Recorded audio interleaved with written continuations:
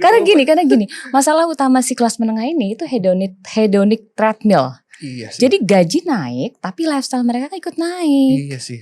Gitu, karena mereka terpapar sama informasi, terpapar dengan sosial media, terpapar sama tiket-tiket konser gitu.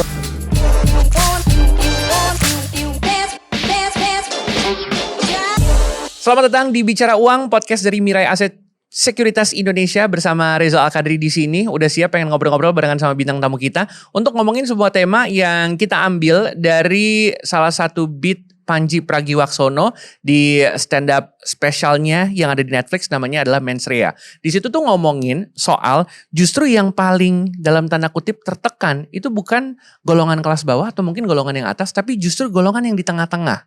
Susah untuk beli properti, kelas menengah ini susah untuk beli rumah, dan kehidupannya dalam tanda kutip kayaknya agak-agak tertekan gimana gitu ya. Kita pengen tanya soal ini, udah siap untuk kita kulik jawabannya. Ada seorang certified financial planner yang udah gak asing dengan podcast Bicara Uang. Kita udah punya Mbak Vera Trisiana. Halo Mbak Vera. Hai Mas, apa kabar? Baik sekali, walaupun agak ditempa pada kenyataan dan fakta yang diomongin sama Mas Panji Pragiwaksono tadi. Ngomongin soal kelas menengah kayaknya agak susah nih ya untuk memenuhi kebutuhan primer seperti rumah atau tempat tinggal yang kayaknya makin sulit dijangkau. Iya. Kalau Mbak Vera sendiri ngelihat yang disampaikan sama Mas Panji tersebut dari sudut pandang financial planner, itu pernyataannya relevan apa enggak sih? Relevan banget sih sebenarnya, karena kelompok menengah ini kelompok yang rawan karena hidupnya itu antara harapan dan kecemasan. Oke. Jadi ibaratnya ini golongan yang digencet di atas dan di bawah, ya. Karena golongan menengah ini secara kontribusi pajak sebenarnya dia kontribusinya cukup besar. Terus juga dia tidak tersentuh bantuan sosial, dan juga sebagai penggerak ekonomi kelompok menengah ini juga kan harus konsumsi juga. Nah sebenarnya kalau ditanya apakah kelompok menengah ini kelompok yang ibaratnya sulit? Iya, karena dia di tengah-tengah gitu. Oke. Aku pernah dengar juga nih salah satu content creator kalau nggak salah di luar negeri apa ya, yang bilang justru kelompok kelas menengah ini enak nih hidupnya. Maksudnya di tengah-tengah mereka ya hidup di tempat tinggal yang ber-AC, kerja kantoran, bisa nonton konser, bisa jalan ke luar negeri. Tapi satu kejadian ya, contohnya orang tua masuk rumah sakit, tiba-tiba dia harus ngeluarin pendapatan yang nggak ngeluarin pengeluaran yang nggak sesuai sama budgeting dia seperti biasa. Itu langsung kena banget tuh. Langsung kolaps. Nih ngomongin soal kayak gini ya, berarti kalau misalnya kita definisikan secara finansial, yang termasuk kelas menengah di Indonesia berarti siapa? Apakah aku? Teman-temanku yang pekerja-pekerja budak-budak korporat itu juga? Iya, jadi kalau misalnya dilihat dari pendapatan dulu nih ya, ini kata Bank Dunia sih ya. Pendapatan seorang kelas menengah itu kalau pendapatannya pengeluarannya sebenarnya 1,2 juta sampai dengan 6 juta setiap bulan per kapita. Jadi kalau dia kebutuhannya 1,2 sampai 6 juta per kapita. 1,2 per orang. Contoh kalau misalnya dia 5 anggota keluarga atau 4 anggota keluarga, berarti kalau 6 juta sekitar 24 juta pengeluaran bulanannya. Pengeluaran bulanan sekitar 24 juta. Iya, tapi itu range yang sangat lebar ya, 1,2 sampai 6 juta. Tapi ada juga 1,2 dikali 4 itu kan sekitar 4,8. Di gaji UMR pun di daerah itu juga dianggap kelas menengah. Karena kan lebih tinggi dari UMR pendapatannya, ya itu juga di kelas menengah. Jadi sebenarnya kelas menengah ini range-nya cukup besar. Apalagi kalau misalnya di perkotaan seperti di Jakarta, kita bilang dari range gaji deh 14 sampai 30 aja itu dianggap sebagai kelompok menengah, ya. Dimana kelompok ini tuh rentan sebenarnya, rentan gini, rentan terhadap paparan inflasi, ya kan, paparan gaya hidup. Orang di kelas yang tadi Mas bilang budak-budak korporasi ini ya yang kerja di kantoran itu terpapar sama konser, terpapar mau makan siang kita di mana. Belum terus, akhir 2026 BTS mau datang nih. Belum lagi mereka itu kan merasa bekerja tuh paling keras ya. Jadi karena tuntutan-tuntutan tadi, mereka bekerjanya extra work ya. Dan ketika nanti setelah mungkin ada long weekend, terus mereka bilang, ini saatnya aku beristirahat ya, healing. Terus kemudian mereka punya justifikasi yang kuat untuk pergi liburan gitu. Nah kelompok menengah itu di situ kira-kira ukurannya. Tapi anyway, kita nggak perlu strict to the budget ya atau angka ya, karena itu cuma angka. Yang lebih ketara adalah secara psikologis kelompok menengah ini adalah kelompok yang tertekan secara inflasi dan gaya hidup. Jadi dua-duanya tuh dia dapat. Oke. Kalau mereka sandwich generation juga itu nambah parah situasi. Nambah parah. Waduh. Oh, semuanya ada di aku. Tapi ya dari data yang beredar juga nih, kita mungkin pengen ngobrolin adalah soal ini nih Mbak. Sewa dan harga rumah di Jakarta katanya bisa ngabisin hampir setengah penghasilan rata-rata. Itu tuh sebenarnya fakta yang di lapangan seperti itu apa enggak? Dan sebenarnya sehat gak sih secara perencanaan keuangan? Jelas gak sehat lah. Karena sebenarnya kalau dari perencanaan keuangan itu buat sewa rumah ataupun cicil rumah itu maksimal tuh 30% dari income kita. Jadi kalau udah 50% pasti ada yang terkorbankan. Apa yang dikorbankan? Entah investasi, entah dana darurat, entah gak punya asuransi, atau mungkin dia makannya mie instan, air putih tiba-tiba kolaps masuk rumah sakit. Atau makannya teratur, kadang soto, kadang kari, kadang rendang, tapi dalam rasa mie instan. Betul. Tapi yang kayak gitu benar-benar gak sehat berarti ya? Benar-benar gak sehat. Kayak dalam arti rata-rata mungkin ada yang di atas 30% atau mungkin ada yang 50% gitu dulu untuk sewa dan untuk KPR. Dia pasti ada yang dikorbankan. Entah lifestyle-nya hari ini dia makan dengan seadanya. Kan ada tuh ya ada konten. Ada konten, oh saya hanya makan mie instan dan berhasil menabung 50% gitu kan. Itu kan gila aja ya, dia berhasil menabung 50% setelah cicilannya lunas. Langsung masuk rumah sakit kolaps. Diinfus juga. Berat juga ya. Ya, atau dia mengorbankan investasi jangka panjang yang mungkin akan kelihatannya tuh nanti gitu. Hari ini mungkin dia sukses nih ya, memaksa dirinya untuk mencicil 50% atau bayar sewa 50%. Tapi nanti dia mengorbankan masa depan, pensiun dia. Biaya anak sekolah yang berakhir mungkin akan jadi pinjol dan sebagainya. Tapi dalam prakteknya Mbak Farah sendiri ya, sebagai Certified Financial Planner ya, masalah terbesar klien kelas menengah soal hunian tuh adalah soal apa? Soal DP KPR-nya atau cicilannya justru, atau floating bunganya atau apa? Atau sewanya atau gimana? Ya, kalau aku ketemu klien-klien aku nih ya, majority mereka kalau ditanya nih, apa sih goal financial kamu yang terdekat? Pasti kebanyakan orang kalau nggak punya rumah dulu nih. Karena itu kayak gengsi ya, kayak itu ada sebuah status di mana sebuah simbol kesuksesan. Kalau gue sukses itu kalau gue punya rumah. Seperti orang tua gue dulu, ya kan? Orang tua kita mungkin bisa membeli rumah dengan harga yang tidak terlalu tinggi. Betul. Tapi generasi kita itu kan nggak, sistem udah berubah, sistem ekonomi udah berubah. Kita nggak bisa lagi menuntut seperti kayak orang tua kita. Nah, jadi apa masalah mereka? Masalah mereka adalah mereka punya tujuan finansial yang besar kayak punya rumah, tapi mereka nggak melihat kondisi kemampuan mereka saat ini. Sehingga mungkin dipaksakan. Misalnya gini, mereka mulai oke deh gue cicil rumah deh. DP-nya gimana caranya seminimal mungkin. Ketika DP seminimal mungkin pasti cicilan semaksimal mungkin. Ketika cicilan besar, apa yang terjadi? Kan bank akan melihat nih kemampuan orang itu untuk membayar. Termasuk mana slip gajinya, mana kemampuan bayarnya. Apa yang dilakukan? Mulai mengedit nih. Mulai memanipulasi. Ada tuh kayak gitu? Ada, bisa terjadi kan seperti itu. Apakah orangnya Anda? Nggak usah. Terus? Dan itu banyak. Akhirnya mereka memasukkan data-data yang boleh dibilang manipulatif ya. Dimanipulasi sedemikian rupa agar rasio kecukupan cicilan, rasio terhadap cicilan terhadap income itu cukup di 30%. Bisa nyampe. Padahal realitanya di 50% gitu. Oke. Nah, majority seperti itu sih. Jadi mereka memaksakan diri padahal secara kemampuan mereka nggak memiliki kemampuan yang cukup untuk membeli rumah pada saat itu. Berarti aku mau nanya nih ya. Boleh. Sebenarnya pendapat kalau sukses itu harus punya rumah untuk zaman sekarang berarti udah gak relevan dong? Kalau menurut saya sukses itu yang sebenarnya adalah kita hidup sesuai dengan kondisi kita saat ini. Tidak terbebani oleh hutang, itu baru dikatakan sukses. Nah, banyak orang di kelas menengah ini terjebak pada dia ingin kelihatan sukses. Itu sih ya. Ingin kelihatan mapan. Pengen posting di sosial media kalau sukses punya rumah gitu. Itu dia. Itu berarti masalahnya itu sebenarnya di situ. Masalahnya dia cuma mau memberi makan egonya aja. Iya, pengen kelihatan. Ego bahwa dia bisa beli rumah. Oke. Gitu. Dan biasalah orang, karena kan mungkin dari orang tua ada tuntutan nih. Kamu udah kerja nak sekarang. Masa gak punya rumah? Masa sewa mulu? Kan kalau sewa kan gak jadi aset. Itu orang tua toksik juga tuh. Tapi ya begitu kan. Iya. Kan kalau misalnya kamu sewa terus, kamu spend money terus, uangnya kepake terus nih untuk diberikan kepada yang nyewa, pemilik ya, yang pemilik ya. Kapan kamu punya asetnya? Coba kamu mulai mencicil dengan uang itu, kan kamu bisa dapatkan aset. Oke. Jadi terjebak antara itu sih sebenarnya. Oke.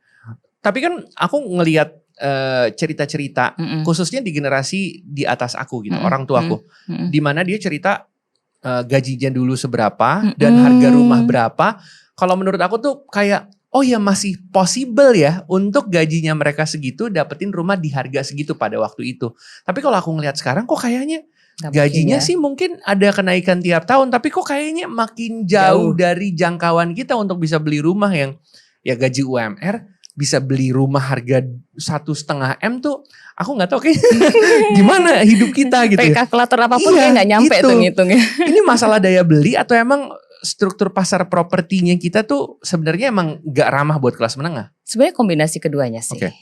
Secara struktur pasar hari ini inflasi ya semakin tinggi, atau begitu juga properti. Kan pemilik properti misalnya, Mas punya properti pasti pingin dong properti naik lebih tinggi dibanding inflasi yang terjadi nih. Betul. Agar itu jadi investasi. Jadi untung. Jadi orang yang pemilik properti ini akan menjual propertinya di atas inflasi. Agar kan dia menganggap ini adalah barang investasi kan. Nah ketika semua pemilik properti sepakat untuk menjual, itulah jadi harga pasar. Nah itu satu ya. Dari yang kedua, daya belinya semakin turun. Kenapa? Karena memang gaji naik, tapi kenaikan gaji itu tidak seiring dengan kenaikan inflasi. Ya, inflasi properti, inflasi bahan makanan, inflasi pendidikan, kesehatan. Di Indonesia kan inflasi tinggi banget. Betul. Ya, gajinya sih naik, tapi tetapnya nggak susah untuk ngejangkau itu semua. Misalnya gini, inflasi 10%. Kalau BPS bilang di bawah 10%, ya oke lah, mungkin beberapa bahan tertentu. Tapi kalau misalnya sekarang kita ngomong pendidikan, kesehatan, itu more than 10%. Sedangkan gaji kita, gaji UMR ya, atau gaji pegawai, itu naik mungkin 5-6% Mas. So setiap tahun sebenarnya kita semakin miskin secara terstruktur, minus 4%. Amit, ya Allah. Kalau gaji kita naik hanya berdasarkan inflasi, kenaikan inflasi. Justru malah makin rugi ke depannya gitu. Betul. Ya. Sementara kalau kita lihat nih kelas bawah, itu mereka dapetin subsidi. Iya. Kelas atas enak nih, punya aset, bisa investasi. Secara sistem nih, posisi kelas menengah berarti ada di mana kita? Jadi kelas menengah itu boleh dibilang sebagai mesin ekonomi. Ya kita penggerak gitu. Karena kan paling banyak kelas menengah. Iya bener, pekerja yang gerakin ekonomi. Tapi mereka juga sebagai penonton kebijakan pemerintah atas subsidi-subsidi yang diberikan kepada kelas bawah. Betul. Seperti subsidi makanan ya mungkin. Terus kemudian pajak, kan kelas bawah juga gak kena pajak ya. Betul. Nah sekarang mereka yang kelas menengah ini mereka dipaksa mandiri sama pemerintah. Lu pokoknya bisa kok. Pokoknya lu bisa deh gitu. Gimana caranya kan gitu? Kan lu dapat pekerjaan udah bagus, income udah di atas UMR nih. Kantoran gitu. Lo kan kantoran gitu ya. Jadi ibaratnya mereka tuh kayak tulang punggung, tapi jarang dielus gitu. Kayak kurang disupport. Kurang disupport ya. Jadi negara itu mereka berharap tuh mereka kuat. Mereka terus konsumsi, itu kan penggerak ekonomi kan konsumsi. Mereka berharap kelompok menengah ini tetap mengkonsumsi, belanja ya, tanpa diberikan penyelamatan oleh negara. Dan mereka itu juga kelompok menengah itu banyaknya kan mereka penyelamat keluarga. Tadi Mas bilang sandwich generation, itu kelompok menengah tuh. Karena kalau misalnya kelas atas pasti orang tuanya udah stabil dan nggak jadi beban juga nih. Dan jarang banget dari mereka yang diajarin gimana caranya kaya.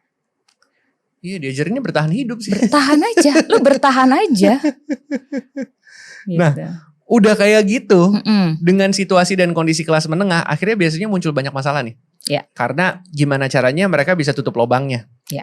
Akhirnya ada masalah-masalah, ya kalau aku sih ngelihatnya dari arus kas setiap bulan tuh. Pasti. Biasanya suka timbul masalah antara akhirnya cicilan atau mungkin biaya pendidikan, gaya hidup, tempat tinggal yang akhirnya harus pinjol lah, minjem sana sini, gali lubang tutup lubang ya. Kalau dari pengalaman Mbak Vera sendiri ya, ngelihat orang-orang di sekitar gitu ya, kira-kira kelas menengah nih ciri khas masalahnya apa? Apakah di cicilan, apakah di biaya pendidikan, gaya hidup, atau justru tempat tinggal seperti ini yang justru jadi masalah orang-orang kelas menengah? Semuanya kali ya. Karena gini, masalah utama si kelas menengah ini itu hedonic treadmill. Iya sih. Jadi gaji naik, tapi lifestyle mereka ikut naik. Iya sih. Gitu, karena mereka terpapar sama informasi, terpapar dengan sosial media, terpapar sama tiket-tiket konser gitu. Nah, dan mereka juga tadi majority adalah sandwich generation. Jadi dua itu yang membuat sebenarnya mereka punya gaji cukup, tapi arus kas mereka kadang-kadang sering bocor. Ayo loh. Bocor. Jadi bocornya kebanyakan dari cicilan-cicilan yang sifatnya konsumtif. Oke. Keluar handphone terbaru, ya temennya udah beli dong, masa gue pakai handphone yang gini-gini aja. Masa selfie nggak pakai iPhone terbaru, ya kan? Gitu kan. Foto di kaca, gitu ya, nggak iPhone 17 gitu kan? Padahal kan bisa sewa ya, salah ya? Sewa per hari 25.000. Nggak apa-apa juga kan? Kalau mau nyobain gimana sensasinya kan boleh sewa. Boleh. Kalau dirasa sama aja, kenapa kan balik lagi ke? Oh iya bisa handphone. jadi comparison ya? Comparison. Ternyata fotonya biasa-biasa aja tuh, ya udah balik lagi aja. Kan, tips barunya. Kadang-kadang orang tuh cuma pengen merasakan sensasinya aja mas gitu lah. Okay. Kita punya barang baru nih, ini keluar topik sedikit ya. Kita punya barang baru, happy-nya berapa hari sih? Iya paling seminggu. Lu punya barang disayang-sayang, besok handphone lu juga dilepasin gitu bener aja. Bener sih. Ini aku jadi nge-quote omongan istriku ya, yang bilang kayak aku udah gak ngerasa sebahagia itu untuk membeli barang baru. Kayak bahagianya tuh pelan-pelan tuh cepet hilang ya. Gitu. Karena kebahagiaan itu bukan ada di barang. Tapi di perasaan puas kita mas. Iya sih, lagi-lagi muasin ego ya. Muasin ego. Ya istriku ya. Teruntuk istri tercinta di rumah. Ya jadi mereka itu karena tadi masalahnya di mana? Sebenarnya masalahnya adalah di mindset mereka. Oke. Mereka harus mindful secara financial. Mereka tahu nih sumber daya saya segini. Jadi harus bisa ngukur dengan gaya hidupnya, dengan rumah di mana yang mesti dia beli gitu. Apakah dia harus beli dulu atau sewa pun nggak apa-apa. Nggak ada masalah sebenarnya. Nggak masalah, nggak dosa kok. Nggak dosa ya? Nggak dosa. Tapi maksudnya aku juga lihat ya orang-orang di luar negeri juga banyak yang sampai tua ya hidupnya nyewa rumah gitu ya. Nggak masalah. Karena orang tuanya nggak toksik dan bilang kamu udah kerja masa nggak punya rumah. Ada satu quotes yang aku dengar soal kelas menengah. Nih aku pengen tahu dari Mbak Vera sendiri ini bener atau enggak ya. Kelas menengah tuh terlalu kaya untuk dibantu tapi terlalu miskin untuk aman secara finansial. Bener apa enggak sih? Iya relate banget sih. Relate banget. Mereka tuh ya kelas menengah ini orang yang bisa makan enak pada saat weekend. Iya benar. Tapi tetap khawatir kalau suatu saat mereka PHK. Mereka sakit, mereka kehilangan pekerjaan, atau tadi ada kejadian yang luar biasa yang menggerus income mereka. Nah, jadi dibilang aman juga enggak gitu. Kalau dibilang bener itu sih bahaya banget ya posisi seperti itu gitu. Apalagi nggak punya tabungan, nggak punya dana darurat. Balik lagi sih itu sih. Ada dana darurat sih tapi udah dipakai buat tiket konser. Itu bukan dana darurat namanya, dana konser. Dari sudut pandang Mbak Vera sendiri nih sebagai certified financial planner ya. Dari sisi financial planner sendiri, sebenarnya yang paling rasional untuk kita tuh membeli rumah tuh kapan? Justru ini yang paling aman bukan jadi beban finansial. Itu kira-kira kapan? Oke, ketika kita pertama nih kalau secara hitungan ya, kita punya DP dulu nih. Kita punya DP-nya dulu 20% lah minimal dari harga itu. Jadi kalau rumah harganya 1 miliar, punya 200 juta. 200 juta deh buat DP. 200 juta tuh kita pegang. Kita pegang cash ya. Untuk bisa kita bayarkan secara cash. Betul, bukan ngutang ya. Banyak orang gini nih, gak punya DP, yaudah deh kita pakai KTA. Ya. Supaya atau kita pakai pinjol, bisa cicil. Okay. Nanti cicilan rumahnya cicil lagi, jadi double cicilan.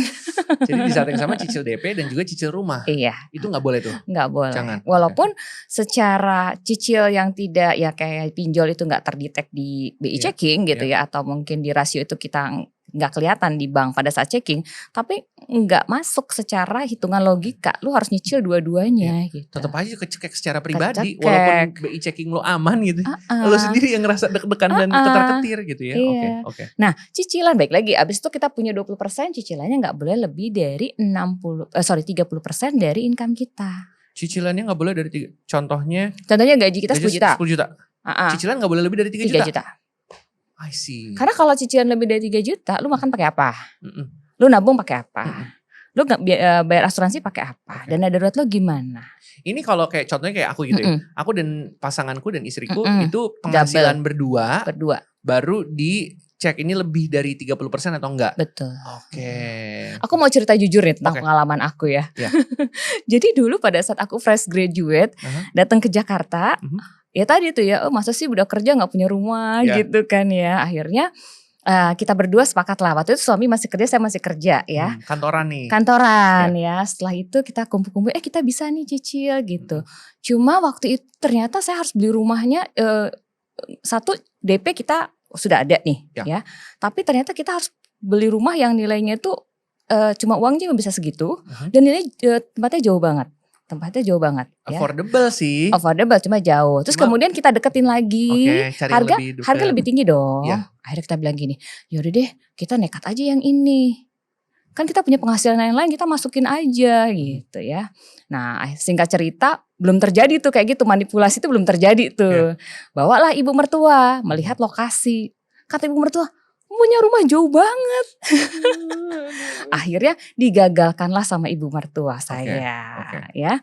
Tapi all for good lah. Waktu itu saya udah bayar tanda jadi sebenarnya, tinggal bayar DP. Akhirnya waktu itu digagalkanlah beli rumah.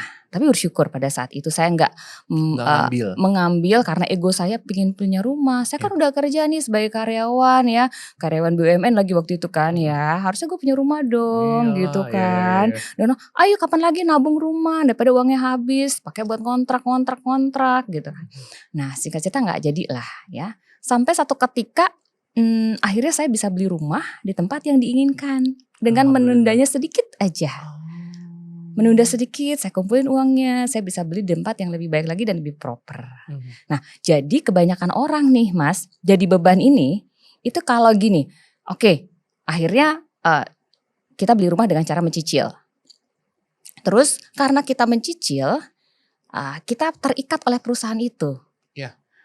Gue takut nih keluar kantor nih karena kan gue gimana gue bayar cicilan. Ini yang paling aman nih tetap bekerja di sini. Udahlah nggak apa-apa deh walaupun dimarahin bos. Telan aja udah. Telan aja deh, nasib lo memang di sini gitu.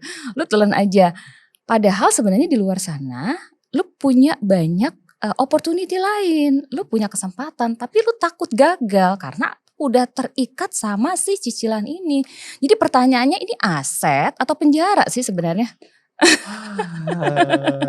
Jangan-jangan bukan aset ini. Jangan-jangan malah penjara yang memenjarakan kita untuk nggak bisa bereksplorasi di luar. Dan benar banget Mas, waktu itu saya ingat banget kalau saya waktu itu nekat mencicil, mungkin saya nggak berani keluar dari karyawan dan jadi pengusaha. Singkat cerita waktu itu saya akhirnya berapa tahun setelah itu saya keluar. Karena saya nggak ada cicilan, saya bebas. Saya nggak ada cicilan kan waktu itu, saya keluar dan kemudian saya memulai usaha saya dan saya bisa membeli rumah itu karena usaha saya akhirnya dengan cepat. Nah, ini pelajaran yang mesti dengan menahan diri, menahan ego, nggak apa-apa deh nggak punya rumah dulu gitu ya, tahanlah setahun 2 tahun 3 tahun lah. Berarti untuk kelas menengah. Salah satu opsi yang paling sehat secara finansial berarti dengan nyewa, dengan ngontrak gitu. Ya gini pilihannya gini sih Mas. Itu juga nggak selalu lebih baik ya. Sekarang gini, kalau kita hanya mampu membeli rumah di tempat yang jauh dari lokasi kerja kita, bayangin ya. Effortnya jadi lebih besar. Ongkos, transport, waktu. Belum kesehatan mental. Apalagi kalau kita bekerja di tempat yang sering mutasi, pindah-pindah di luar kota gitu. Itu malah jadi beban loh. Misalnya ada profesi tertentu yang 3 tahun pindah, 5 tahun pindah, atau mungkin bidang tertentu yang kayak cabang kayak bank itu kan di rolling terus ya. Nah, ketika kita punya tempat tinggal yang selalu berpindah-pindah karena pekerjaan kita, apakah wise kalau kita beli rumah di satu tempat kemudian kita mencicil rumah itu sampai 20 tahun, 15 tahun gitu, atau kita ya udah kita fleksibel aja mendekatkan ke tempat pekerjaan kita. Karena orang kaya pun menyewa rumah itu bukan karena dia nggak bisa beli rumah loh. Karena lebih fleksibel, lebih mudah buat dia menjangkau. Sedangkan kelas menengah kadang-kadang beli rumah cuma gara-gara gengsi. Berarti bukan mindset orang kaya nih. Bukan mindset orang kaya. Orang kaya tuh kalau bisa sewa-sewa aja dia gak usah beli. Mendingan asetnya diputerin di tempat lain yang bisa menghasilkan lebih banyak lagi. Oke. Jadi balik ke kebutuhannya, bukan keinginannya. Benar. Jadi nggak apa-apa juga sih mau nyewa, nggak dosa sekali lagi ya. Aku bilang kalau mau nyewa rumah pun nggak salah, nggak dosa. Bukan berarti kamu gagal kalau kamu nggak bisa beli rumah di usia 30 atau 35 hanya karena kamu ingin mendekatkan, lebih membuat dirimu lebih mindful untuk secara kesehatan maupun secara psikologis karena nggak terjebak dengan berjam-jam macet gitu, terkena polusi, terpapar ini, terpapar itu. Nah permasalahannya banyak orang yang ngerasa gagal, belum punya rumah. Nah itu siapa yang kasih standarisasi itu? Nah itu padahal di satu sisi mereka secara finansial belum siap gitu ya. Iya. Berarti ada satu hal yang berbahaya nih, keputusan emosional. Iya. Ini berpengaruh banget ya Mbak dalam kayak kita membeli properti gitu ya. Iya. Kayak tadi saya, balik lagi ke cerita saya. Saya saat itu memang saya ngerasa itu saya masih muda, masih umur ya awal 25 tahun kan lagi tinggi-tingginya nih ya. Iya benar. Gengsi ya. Gengsi lagi tinggi-tingginya, oke. Ego lagi tinggi-tingginya gitu. Terus sebenarnya keputusan saya membeli properti pada saat itu walaupun jauh saya paksain itu keputusan yang sangat emosional. Oke. Untungnya saya sempat minta pendapat orang tua saya gitu. Apalagi untuk ngeluarin uang yang sangat besar itu kayaknya harus didasarkan pada pemikiran yang benar-benar matang ya. Benar. Jangan gara-gara biar gengsi aja. Karena kan aset rumah ini kan gak liquid Mas. Iya. Beda sama tabungan sama ini yang bisa cairkan. Oke, awalnya kita semangat nih. Oke, gue pede lah gue bisa lah bayar cicilan. Ini kan invest. Nah invest. Pertanyaannya siapa yang bisa garansi lu bisa 50% dari income lu terus-terusan untuk bayar cicilan kalau dipaksa 50%. Apalagi dengan jangka waktu 15 tahun, 20 tahun. Apalagi dengan kondisi ekonomi hari ini. Yang hari ini lu bisa kerja tenang-tenang, besok pulang udah dapat surat PHK. Iya kan? Nah, jadi jangan pernah merasa gagal walaupun kamu hari ini di usia tertentu masih belum punya rumah. Yang penting keuangan lo sehat secara finansial gitu. Ini menurut Mbak Vera ya, kondisi kelas menengah kayak sekarang itu sebenarnya terjadi karena struktur ekonominya atau karena balik lagi orangnya sendiri nih, kayak contohnya saya dan teman-teman kelompok kelas menengah ini. Saya dan teman-teman. Mas kan menengah atas. Kita ngaku aja deh, kita sama-sama deh, kita berjuang sama-sama. Ini apa gara-gara kita sendiri nih sebagai kelas menengah sebenarnya belum punya strategi keuangan jangka panjang? Dua-duanya sih Mas, kalau dibilang struktur juga berpengaruh. Kontribusinya 50-50 sekarang. Struktur ekonomi juga berpengaruh. Jadi ibaratnya gini nih. Ya balik lagi yang tadi kita bilang tuh ya. Iya. Iya, sama pemerintah ya disuruh, ayo semangat cari uang. Tapi gak dielus-elus gitu. Gak dielus-elus. Kontribusinya 50-50. Jadi struktur ekonomi itu juga berpengaruh. Jadi ibaratnya gini, kayak Mas Reza lagi jalan nih, ya, meniti jalan tapi jalannya nanjak. Itu struktur ekonomi, ya struktur ekonomi kita. Ya, Mas Reza jalan kan terpaksa menapaki jalan itu, tapi sambil bawa ransel beban yang berat. Apa beban berat itu? Ya gaya hidup kita. Ya, terus ya tadi tuh yang dulu kan nggak ada nonton konser, ibu kita nggak nonton konser, kita nonton konser. Ibu kita jalan-jalan mungkin ke puncak udah happy, ke laut udah ke pantai udah happy, ke Ancol. Kita perlu kemana tadi? Ke Bangkok, ke Jepang. Aku pengen lihat aurora gitu. Zaman dulu kan gak ada Mas gitu. Zaman dulu anak sekolah, nih kalau ngomongin anak sekolah ya, kita anak sekolah zaman dulu kalau liburan kemana sih? Ke rumah nenek paling ya? Iya, nginep di rumah saudara 2 minggu. Ke rumah nenek, di Iya. kampung. Kan tuh udah happy banget. Simple. Saat ini anak-anak sekolah kalau ditanya liburan mau kemana? Ya, oh gue mau liburan ke Swiss, ke sini. Temannya yang denger insecure. Benar. Terus dia cerita ke orang tuanya juga ikut insecure. Betul. Orang tuanya dia bisa bawa anaknya ke luar negeri. Kita kok cuma ke kokas. Nah itu sama aja kayak orang lagi mendaki, jalannya udah naik. Bebannya lebih, ranselnya berat. Dengan apa? Dengan tadi tuh lu kan mampu, lu harusnya jalan-jalan gak di Indonesia aja dong. Lu bisa nonton konser, handphone lu harusnya gak gitu aja. Itu kan beban sebenarnya yang dibawa gitu. Terus gimana dong caranya? Mungkin kita gak bisa nih mengubah sistem ekonomi. Kita gak bisa mengubah sistem. Itu kan wilayahnya pemerintah ya. Yang kita bisa lakukan adalah mengurangi beban. Karena kita terpaksa harus mendaki gunung itu kan, mendaki jalan yang menanjak. Ya bebannya dilepasin sedikit-sedikit sesuai dengan kemampuan kita. Yang penting kan lu sampai puncak. Kalau emang gak mampu ya gak usah dipaksa beli handphone baru. Kalau emang kira-kira budgetnya gak cukup, gak usah dipaksain buat ganti mobil. Biar kelihatan sukses nih. Pinter udah. Udahan lah kita berarti ya, udah lulus 4 SKS nih. Tapi kalau dari pengalaman Mbak Vera sendiri ya, ngelihat orang-orang yang ada di sekitar, klien-klien juga, sebenarnya kelas menengah tuh bisa naik kelas secara finansial atau sulit? Emang udah dibikinnya, lo terperangkap di sistem itu aja gitu? Ya sebenarnya ya tadi bedanya kelas menengah sama kelas atas itu, kelas menengah itu pengen terlihat kaya kan, kaya. Kalau orang kelas atas tuh emang kaya gitu, emang kaya dari sononya atau mungkin kaya dari struktur income-nya.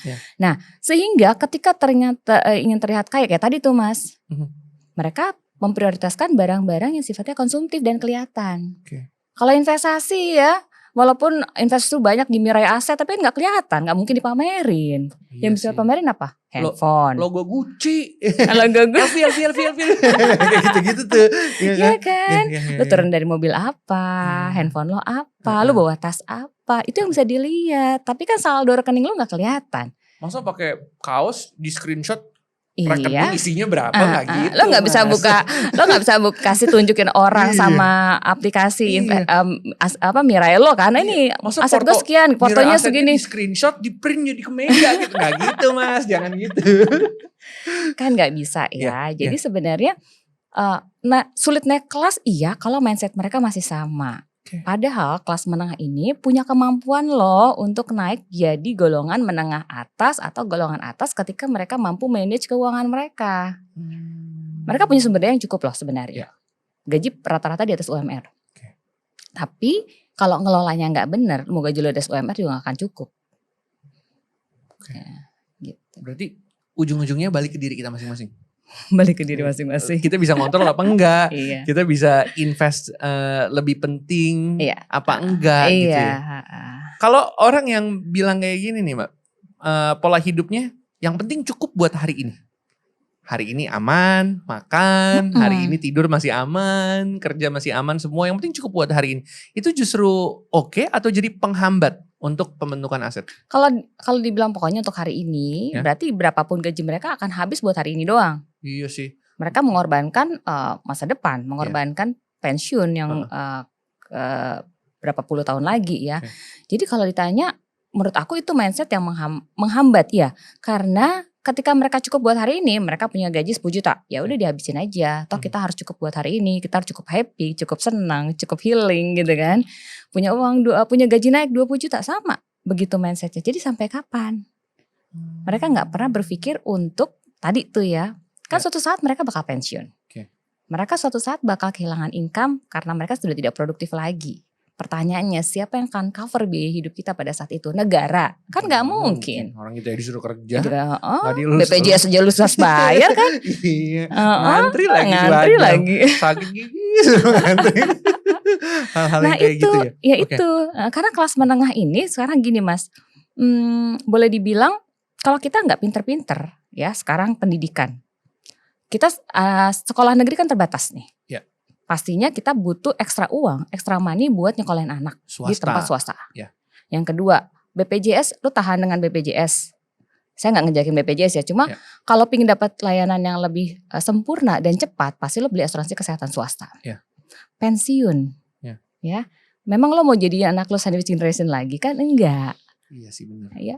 Benar. Kita adalah the last sandwich generation, maunya begitu. Kita adalah sandwich generation yang terakhir nih.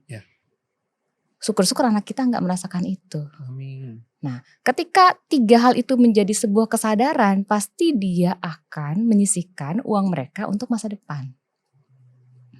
Gitu. Berapa? Ya 10%, 20%. Nggak ada salahnya. Nggak ada salahnya. Invest kecil-kecil. Yang penting habitnya terbentuk dulu nih Mas. Kan selalu saya bilang di podcast bahwa yang paling penting itu habit terbentuk dulu nih. Habit apa? Nggak menghabiskan semua uang buat konsumsi hari ini. Ya, 20% dipakai buat investasi masa depan, 10% dipakai buat dana darurat. 20%, 10%. Iya, itu aja kok, nggak semuanya. Nggak semuanya. Bisa lah. Kita nih kelas menengah bisa lah. Nih, yang dengerin kita mungkin ada pasangan-pasangan muda yang mungkin baru nikah beberapa tahun gitu ya, dan mereka adalah datang dari orang dengan penghasilan kelas menengah. 3 prioritas keuangan yang seharusnya mereka fokuskan sebelum berpikir beli rumah. Beli rumah ya. Sebelum berpikir beli rumah harusnya ada 3 prioritas utama nih, apa nih Mbak? Oke. Yang pertama itu mereka harus punya arus kas positif dulu nih. Oke. Dalam arti nggak ada utang. Nggak ada utang konsumtif ya. Jadi pengeluaran lebih rendah dibanding pendapatan. Ya, jadi arus kasnya harus positif. Itu adalah salah satu indikator kesehatan finansial. Kalau setiap bulan lo kurang, lah harus dibenerin dulu tuh pakai kakebo. Yang ada juga di episode kita beberapa waktu lalu, langsung dicek aja. Kalau pengen tahu kakebonya seperti apa, ya klik aja di link bio aku. Nah itu ada link kakebonya ya. Benar. Nah kalau arus kas kita masih negatif, ya disehatin dulu nih arus kasnya. Ya, yang kedua setelah arus kas kita positif, punya dana darurat dulu Mas. Karena ketika once kita ngambil KPR, terus KPR itu kan panjang waktunya. Dan gak ada jaminan kita masih tetap bekerja pada saat kita masih mencicil. Bayangin ya. Betul. Bisa aja PHK suatu saat. Terus di satu sisi ya cicilan tuh gak kenal. Ya lu PHK enggak ya lu tetap bayar lah. Gitu. Gak ada asuransinya kalau misalnya PHK lunas. Gak ada. Ya gak ada. Tetap lo harus cicil. Kalau kayak gitu kayaknya banyak yang rugi tuh. Ya kan. Artinya ketika kita terkena PHK. Dan pada saat masih mencicil, minimal kita masih bisa bayar cicilan selama 6 bulan ke depan. Sambil kita berpikir gue mau ngapain. Gitu ya. Terus yang ketiga, lu punya asuransi. Itu dulu penting ya. Penting 3 asuransi itu. berarti kesehatan kah atau untuk apa? Kesehatan ya kalau nggak sanggup beli asuransi kesehatan swasta pakai BPJS pun oke. Tapi yang paling penting adalah asuransi jiwa. Ketika once kalau misalnya meninggal dunia, pencicilnya ini meninggal dunia, minimal utangnya, utang cicilan KPR ini tidak jatuh ke ahli waris. Jadi dilunasi. Dengan apa? Dengan life insurance. Biasanya udah nempel tuh di cicilan. Tapi ada juga cicilan-cicilan misalnya yang gak nempel ada. Jadi kita harus beli sendiri. Dan lebih baik lagi kalau ditambah asuransi kondisi kritis. Nah kalau kondisi kritis itu kan sebenarnya orang belum meninggal Mas. Setengah meninggal aja. Belum mati, setengah mati. Sekarat ya. Masalahnya belum meninggal tapi gak bisa memberikan penghasilan. Gak bisa produktif gitu. Artinya ketika gak bisa produktif, gimana dia bisa bayar cicilan. Nah ketika critical illness insurance ini ada, dia bisa menutupi pokok hutangnya. Jadi lunas, gak kepikiran lagi. Minimal itu yang paling prioritas utama nih. Basicnya itulah. Kalau misalnya 3 itu udah tercover, harusnya hidupnya akan lebih enak ke depannya. Lu bisa tidur nyenyak lah. Itu dia. Ini ngomongin soal yang kritis nih Mbak. Ada yang kritis dalam tanda kutip ya. Mereka ngerasa tuh gajinya habis di operasional. Langkah konkret supaya punya ruang untuk menabung dan investasi, saran dari Mbak Vera gimana? Oke, kita cek dulu nih. Pada dasarnya gaji berapapun tuh akan cukup buat biaya hidup. Tapi gaji berapapun gak akan cukup buat gaya hidup loh. Jadi kalau mepet nih operasional yang kayak apa? Operasional kan banyak ya. Gue butuh makan yang kayak apa? Makannya kan gak mungkin all you can eat kan. Kan gak tiap hari kan. Sebenarnya gitu. Belanja di pasar aja udah bisa dapetin banyak. Dengan 100.000 contohnya. Betul. Udah bisa memenuhi kebutuhan satu minggu. Gitu. Operasional apa? Gue butuh kopi. Ya kan gak perlu kopi yang merek tertentu kan. kan gitu. Bener. Lo bisa bikin kopi sendiri di rumah, bawa tumbler kemana-mana, itu isi kopi lo gitu kan. Oh kan gue juga butuh operasional buat transportasi, kan nggak selalu lo harus bawa pakai taksi online. Lo bisa pakai Transjakarta yang cuma 3.500 muter-muter lo bisa seharian gitu kan.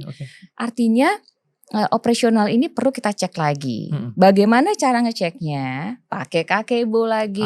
Sebulan aja lu pakai Kakebo, gue yakin ketahuan itu penyakit lo ada di mana. Iya nih, di sini nih. Di sini nih penyakitnya nih. Nah, ketika kita tahu penyakit ada di mana, kita dengan mudah untuk memperbaiki.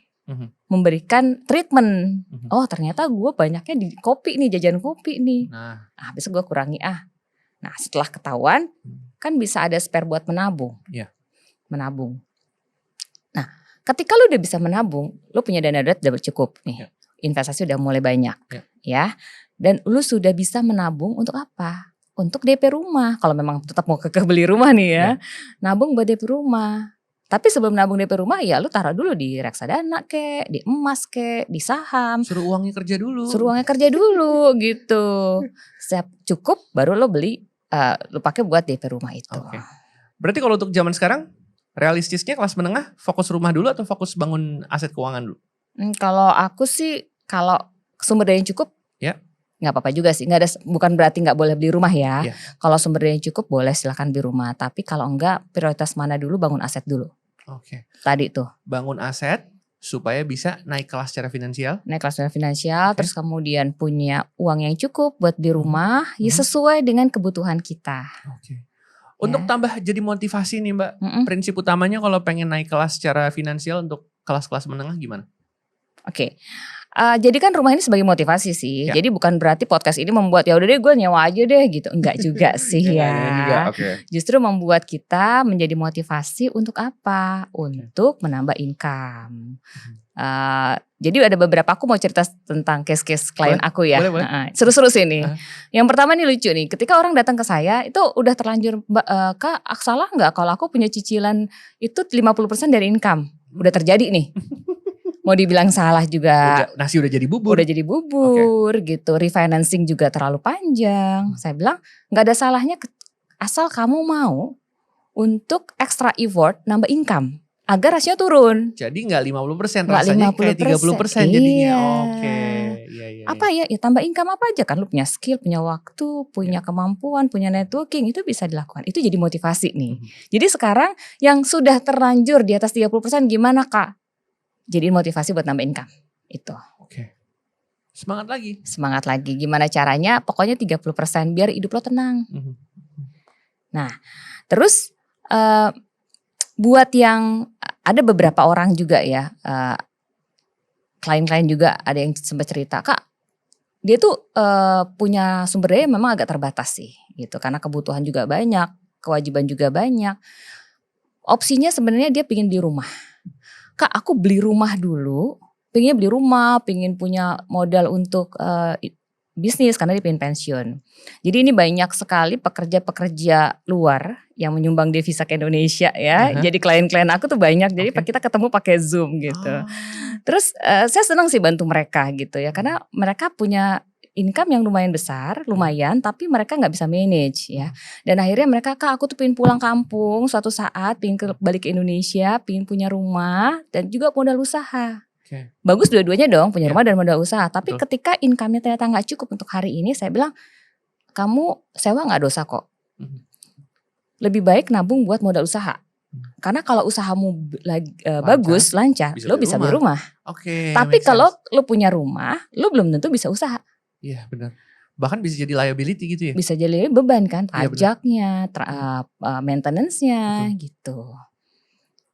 Jadi ketika suruh memilih mana yang mesti dilakukan, ya sekarang yang bisa menciptakan aset lebih cepat dan bisa memberikan lo rumah, yaitu modal usaha. Jadi bukan berarti rumah nggak penting, betul. Tapi prioritasnya dulu nih. Iya. Jangan sampai semangat buat beli rumah taunya jadi beban. Kan banyak tuh ya akhirnya dijual, rugi, gagal bayar, dilelang sama bank, kan dapetnya nggak banyak uang kembalinya. Benar. Udah usaha bertahun-tahun, udah nyicil, berdarah-darah tuh nyicil gitu. Gagal bayar selesai. Amit-amit semoga tidak kejadian pada kita ya. Amin. Amin. Setelah kita cerita-cerita dari tadi dan ngelihat realita di lapangan ya Mbak ya. Jadi menurut Mbak Vera sendiri, setuju gak sama omongan Mas Panji Pragiwaksono kalau misalnya kelas menengah adalah kelas yang paling berat hidupnya, khususnya di Indonesia? Secara psikologis sih iya ya.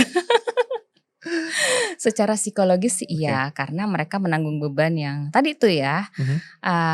Beban ekstra yang tidak diberikan pemerintah kepada golongan bawah ya. Dan juga mereka tidak bisa sebebas orang kaya ya. Jadi kalau orang miskin itu dia harus bertahan ya kan. Kalau orang golongan bawah yang dilakukan adalah dia harus bertahan. Sedangkan kalau orang kaya dia pingin asetnya bertumbuh. Nah orang menengah itu kadang-kadang pura-pura bertahan sambil bertumbuh. Pura-pura bertahan dan bertumbuh. Kan susah ya kalau pura-pura ya. Susah. Gimana, banyak yang kesindir apa enggak? Terakhir nih, dalam satu kalimat menurut Mbak Vera ya, arti aman secara finansial bagi kelas menengah Indonesia. Iya, kelas menengah Indonesia punya utang di bawah rasio ya, tadi di bawah 30% ya, punya dana darurat, punya asuransi dan punya aset yang senantiasa bertumbuh biar lo bisa tidur nyenyak. Itu aja. Mudah-mudahan ini jadi pelajaran buat kita semua ya. Buat yang mendengarkan sahabat Mirai Asset dimanapun berada, jadi refleksi buat kita semua. Ingat bisa dihitung-hitung semua pakai Kakebo. Bisa pakai Kakebo. Bisa langsung cek di link yang di kalau mau tanya atau pengen, Kak aku mesti ngapain dulu nih, boleh lah. Di mana akun sosial medianya boleh dikasih tahu? Boleh, nanti Vera Trisyana. Vera Trisyana langsung di follow supaya bisa kenal lebih jauh. Dan buat diskusi kita hari ini mudah-mudahan jadi refleksi buat kita sesama pejuang kelas menengah yang ada di Indonesia supaya kita sama-sama bisa naik kelas. Amin. Mbak Vera terima kasih banyak insight-nya, mudah-mudahan membantu buat sahabat Mirai Asset di luar sana. Itu dia obrolan kita. Saya Reza Al-Kadri dan ini dia Bicara Uang dari Mirai Asset Sekuritas Indonesia. Sampai ketemu di episode berikutnya. Terima kasih. Mbak Vera terima kasih. Iya.